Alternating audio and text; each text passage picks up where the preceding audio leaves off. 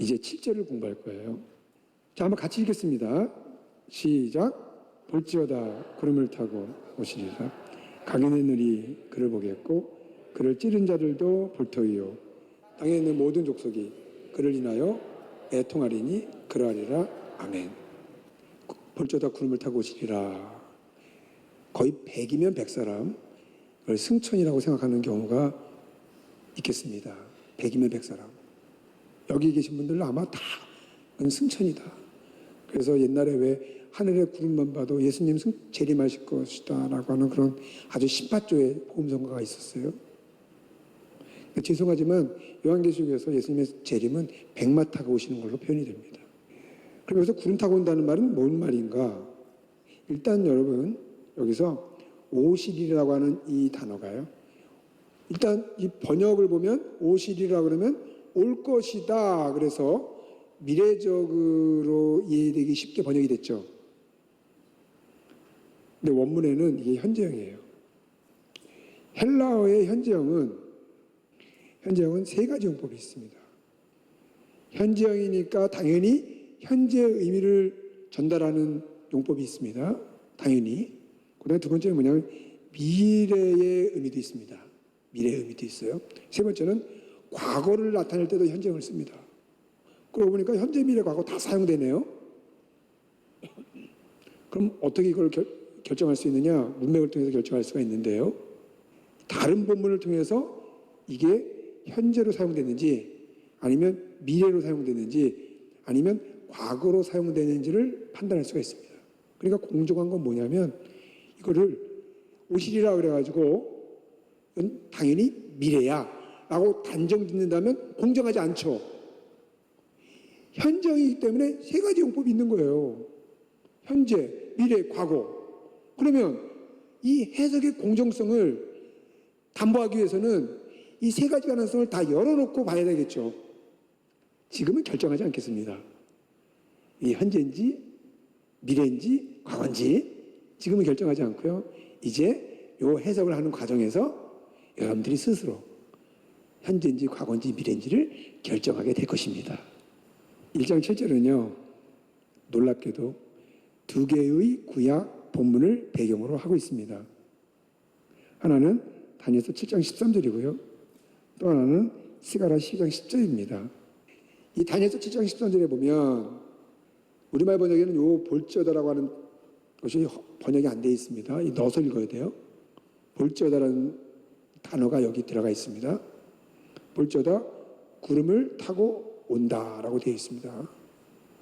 자, 여기도 볼지어다 구름을 타고 온다. 문장이 똑같죠?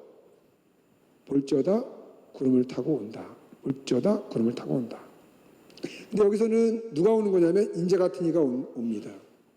인자 같은 이. 여기서는 이 인자 같은 이가 메시아예요. 메시아. 자, 누구한테 오는 겁니까? 구름 타고 오는데 누구한테 오는 거죠? 옛적부터 항상 계신 자에게 나와 그랬으니까 와서 나왔으니까 누구한테 온 거예요? 옛적부터 항상 계신 자인 거죠. 옛적부터 항상 계신 자. 여기서 옛적부터 항상 계신 분은 누구예요? 하나님이에요. 하나님. 여기 인자 같은 이는 메시아이고요. 그리고 옛적부터 항상 계신 자는 하나님인 거죠. 그러니까 다니엘서 7장 13절에서 인자 같은 이가 구름 타고 오는 방향은 하늘에서 땅으로 오는 것입니까? 땅에서 하늘로 오는 것입니까? 그렇죠? 땅에서 누구에게로? 하늘에 계신 하나님께로 오는 거죠.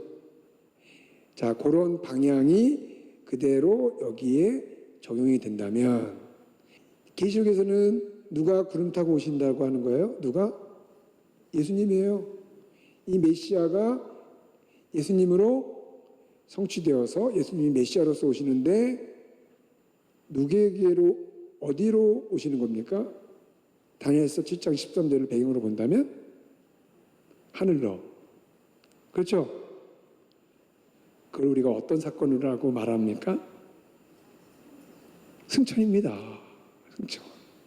자, 그러면 여기 앞에 오신다는 게 현장으로서 현재, 미래, 과거 다 사용 가능하다고 그랬죠? 세 개 중에 어디에 해당된다고 할 수가 있습니까? 요한이 이걸 기록하는 시점으로 보면, 시점을 기준으로 보면 과거잖아요. 그렇죠? 근데 과거의 사건이지만 현재형으로도 표현이 가능하다고 그랬죠? 이거를 이제 문법적으로 전문 용어로 말하면 과거적 현재 혹은 역사적 현재, historical presence 혹은 aoristic presence, 그렇게 표현을 합니다. 자, 그러면 여러분, 이것은 재림이 아니라 뭐다? 승천이다. 실제로 예수님께서 승천하실 때 구름 타고 가셨습니다.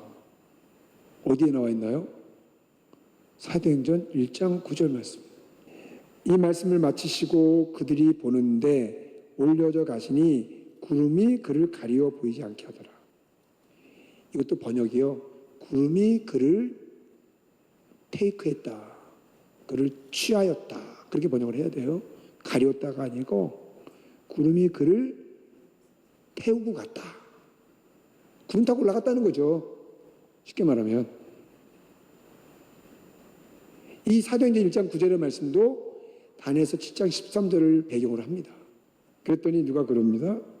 아니 11절에 보면 이르되 갈릴리 사람들아 어찌하여 서서 하늘을 쳐다보느냐 너희 가운데서 하늘로 올려주신 이 예수는 하늘로 가심을 본 그대로 오시리라 하였느니라. 그러니까 구름 타고 오신다고 말하지 않았느냐, 그렇게 질문하는 분이 계셔요. 뭔가 조금 해석이 미흡합니다. 14절에 보면 이런 말씀이 있어요. 그에게, 그러니까 인자 같은 이가 구름 타고 이쪽부터 항상 계신 이에게 나아가 그 앞에 인도됨에 그에게 하나님이 그에게 권세와 영광과 나라를 주었다. 이 말은 뭐냐면 인자 같은 이, 다시 말하면 메시아를 왕으로 인정하셨다는 거거든요. 왕으로. 자, 이것을 사도행전 1장 9절에서 예수님의 승천 사건에 적용하고 있어요. 예수님은 승천하심으로써 왕으로 인정이 되십니다. 그래서 이제 좀 전문 용어로 대관식을 치르셨다. 인스트루먼트, 대관식을 치르셨다. 이렇게 말할 수가 있습니다. 이게 되게 중요한데요. 여러분, 예수님께서 이 땅에 오셨을 때 동방북에서 세 사람이 예물을 들고 왔죠. 그 예물이 왕에게 드리는 예물이거든요. 그러니까 그들이 별자리를 연구하면서 베들레헴에서, 이스라엘 베들레헴에서 왕이 태어난다 하는 것을 관찰하고 별을 따라와서 예수님에게 왕으로서 예배를 했잖아요. 그런데 여러분, 예수님께서 일생 동안 왕으로 사셨나요? 왕이셨지만 어떤 모습으로 사셨나요? 종으로 사셨어요. 철저하게. 그러니까 이 유대인들이 헷갈린 게 그거 아니겠습니까? 우리 메시아라고 주장을 하는데 모양은 그게 아닌 거예요. 종인 거예요. 그러니까 굉장히 유대인들이 그것 때문에 헷갈린 거거든요. 제자들조차도, 세례요한조차도 감옥에 갇혀가지고 오실 그이가 당신입니까? 라고 질문하잖아요. 그러니까 헷갈리는 거죠. 근데 여러분, 왜 예수님은 왕이셨지만 종으로 사셨나요? 죽으셔야 되니까. 죽음을 향해 갔잖아요. 그걸 알기 때문에 예수님은 언제나 당신의 그 왕적 신분을 숨기셨죠. 그걸 메시아닉 시크릿이라고 말합니다. 오병이어 베푸시고 오병이어 기적 베푸시고 그렇게 집요하게 유대인들이 쫓아가는데 예수님은 도망가요. 산으로 올라 도망가요. 참 아이러니죠. 요즘 같으면 아니 왜 도망갑니까? 그래서 요한복음 7장에 형제들이 그러잖아요. 이 명절에 올라가가지고 큰 물에서 놀아라. 예수님이 그걸 거절하시잖아요. 그렇게 예수님은 왕이셨지만 종으로 사셨습니다. 왜냐하면 죽으셔야 했기 때문에. 그런데 십자가의 과업을 다 이루시고 부활하시고 난 다음에는 또 죽을 일이 없잖아요. 그 다음에는 승천하셔서 이제 진짜 당신이 왕이라는 것을 온 우주 가운데 공표하십니다. 그게 대관식이에요. 그게 승천의 의미예요. 그리고 오늘날 우리들은 예수님이 왕이라는 사실을 만방에 선포하는 그러한 그 미션을 갖고 있는 거죠.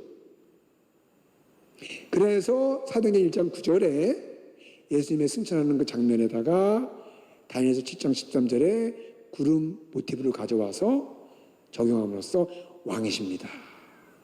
다니엘서 7장 13절에서 약속하고 있는 그 메시아로서 왕으로 인정되셨습니다. 이걸 선포하고 있는 거예요. 그러면 11절에서 너희가 본 모습 그대로 오실 것이다 라고 하는 것은 뭐예요?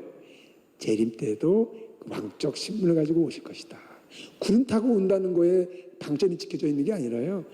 그분이 구름 타고 갔기 때문에 그분은 다니엘서 7장 13절에서 보여주고 있는 인자 같은 이의 모습과 같이 왕이라는 것을 확증하고 있는 것입니다. 그 왕의 신분으로 올 것이다. 초림 때는 어떻게 오셨어요? 말 구유에 누워 있었습니다. 보잘것없이 오셨습니다. 그러나 재림은 그렇게 오지 않는다는 거예요. 심판의 주로, 구원의 주로 오시겠다는 것이 바로 1장 11절의 말씀인 것이지 구름 타고 온다는 거에 방점이 찍혀져 있지 않은 거예요. 그게 오해되어 있습니다. 크게 봐야 돼요. 자, 그러면 다시 와서 볼저다 구름을 타고 오신다라고 하는 것은 예수님의 승천 사건으로서 이제 오실이라고 하는 것이 미래가 이 단어가 미래형으로 사용된 게 아닙니다. 현재형으로 사용됐어요. 현재형으로. 근데 현재형의 용법 중에 과거를 의미하는 경우도 있더라. 그러니까 딱 맞죠. 다니엘서 7장 13절을 배경으로 해서 승천 사건이다. 그리고 요한의 시점을 기준으로 해서 과거의 사건으로서 승천이다. 그런데 현재형으로 사용됐다. 그러니까 현재 용법 중에 과거적 용법이 있더라. 그리고 모든 게 다 맞아 떨어지는 거예요. 거기에다가 하나 더. 스가랴 10장 10절 말씀이 배경으로 사용이 됩니다. 자, 그런데 한 가지 차이가 있습니다. 하나는 뭐냐면 그게 뭐냐면 여기서는 다윗의 집과 예루살렘 거민이라고 하는 것이 대상이라면 여기서는 땅에 있는 모든 족속이 그 대상입니다. 이것만 변화가 됐어요. 그건 당연합니다. 구약이니까 이스라엘을 대상으로 하겠죠. 신약이니까 구약의 이스라엘의 그 대상에 제한되지 않겠죠. 우주적 유니버셜라이제이션, 우주적인 대상으로 확대가 되잖아요. 예. 그 차이만 있는 것이지 나머지는 다 비슷한 표현을 갖고 있습니다. 자, 그러면 이 스가랴 12장 10절 말씀을 해석을 하고 그 의미를 깨달아야 이 의미가 뭔지를 이해할 수가 있습니다. 자, 여기서 중요한 문구는 뭐냐면 은총과 간구하는 우리말 번역에 심령이라고 되어 있는데요. 정확하게 번역하면 은총과 간구의 영입니다. 이걸 심령이라고 말하면요 굉장히 이상해져요. 내가 다윗의 집과 예루살렘 거민에게 은총과 간구하는 심령을 부어주리니. 여러분, 심령을 어떻게 부어줍니까? 심령에다가 부어주는 거죠. 심령은 뭘 받는 바치지 뭘 부어주는 내용이 될 수가 없죠. 심령을 부어준다? 말이 안 되는 거예요. 심령에다가 부어주는 거죠. 그래서 이거를 원문 그대로 번역을 하면 은총과 간구의 영을 부어주리니 이렇게 번역을 할 필요가 있습니다. 이게 굉장히 중요한데요.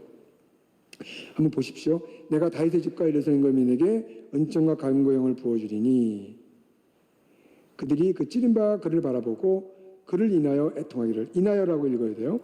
독자를 인하여 애통하듯 하며 그를 인하여 통곡하기를 장자를 인하여 통곡하듯 하리로다.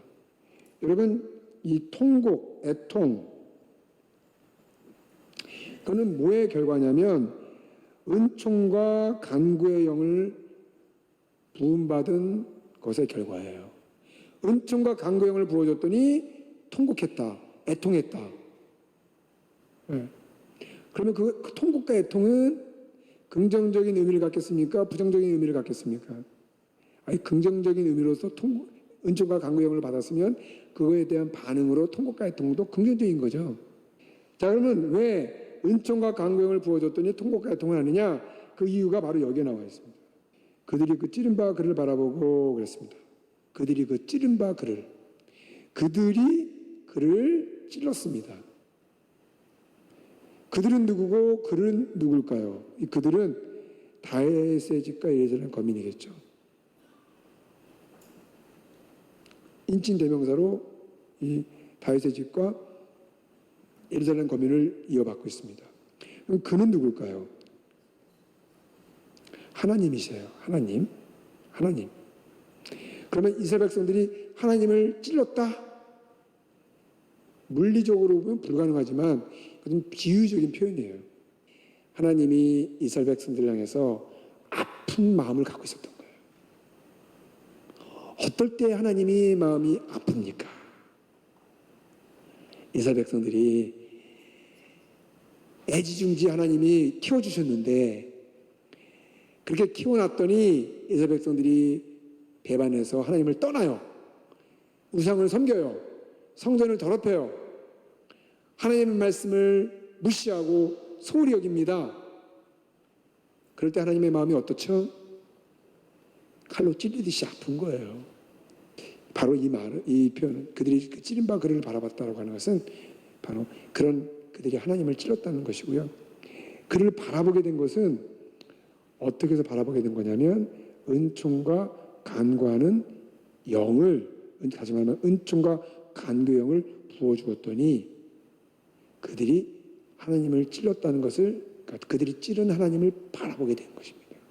그러니까 은총과 간구의 영이 임하기 전에는 하나님을 배반하여 떠났음에도 불구하고 자기들이 하나님의 마음을 아프게 했는지, 자기들이 하나님의 그런 말씀을 정말 배반하여 배역했는지 전혀 모르고 자기 잘난 맛에 살다가 은총과 간구의 영이 임하자 그들의 죄가 보이기 시작합니다. 아, 우리가 이렇게 불신실한 존재였구나. 우리가 이렇게 죄인이었구나 라는 것을 깨닫게 되자 그들이 보인 반응이 뭐예요? 통곡입니다. 애통입니다. 자, 그러므로 이 통곡과 애통은 회개의 통곡이냐 아니면 심판 때문에 하는 반응하는 통곡이냐 무엇이겠습니까? 회개예요. 회개예요. 은총과 간구에 임하자 자신들이 하나님을 찌른 죄인의 괴수라는 걸 깨닫고 통곡하는 거예요. 마치 장자를 잃어버린 어미처럼, 독자를 잃어버린 어미처럼 그렇게 애끓는 마음으로 통곡하고 애통하는 장면입니다. 그럼 여기서 이 애통은 회개의 애통인 거죠. 여기 보면 그를 찌른 자들도 볼터이요 그랬습니다. 여기서는 이스라엘 백성들이 하나님을 찔렀다면 신약에 오면서 그 하나님이 누구로 바뀌죠? 예수님으로 바뀝니다. 요한복음 19장에 보면 예수님을 십자가에 다 매달았잖아요. 십자가에서 죽으셨는데 십자가에 그 시신을 내려다가 확인사살을 합니다. 그게 확인사살이에요. 그래서 로마 병정들이 창으로 예수님 옆구리를 푹 하고 찔러요. 그때 이 스가랴 12장 10절 말씀이 거기에 인용이 돼요. 놀랍죠? 그러니까 요한복음에서 로마 병정들이 창으로 예수님의 옆구리를 찔르는 그 현장에서 스가랴 12장 10절에서 이스라엘 백성들이 하나님을 칼로 찔렀던 것과 같은 그러한 그 죄악을 모든 인간이 저질렀다. 근데 그 대표가 누구예요? 그 현장에서 창으로 찔렀던 몇 명의 로마 병정들인 거죠. 그들은 모든 인간을 대표하는 거예요. 그 현장에 모든 인간이 있었던 거예요. 각인의 눈이 그를 보겠고 그를 찌른 자들도 볼 터이요. 그러니까 그를 찌른 자들도라고 한다면 물리적으로 예수님을 찌른 자들에게만 국한되는 게 아니죠. 예. 그들을 대표로 한 모든 인간들이에요. 그러니 땅에 있는 모든 족속이 그를 인하여 통곡할 것이다. 근데 여기 뭐가 생략이 됐죠? 그들이 통곡하고 애통하는 그 결정적인 계기가 뭔 거죠? 성령이 임하니까. 스가랴 12장 10절에서는 은총과 강구형이었는데 이것이 요한계시록 1장에서는 성령이 임하니까 그들이 통곡하게 되는 것입니다. 성령이 임해서 내가 죄인이구나. 내가 예수님을 골고다 언덕에서 창으로 옆구리를 찌른 장본이라는 사실을 성령을 받으니까 그것이 깨달아지는 거예요.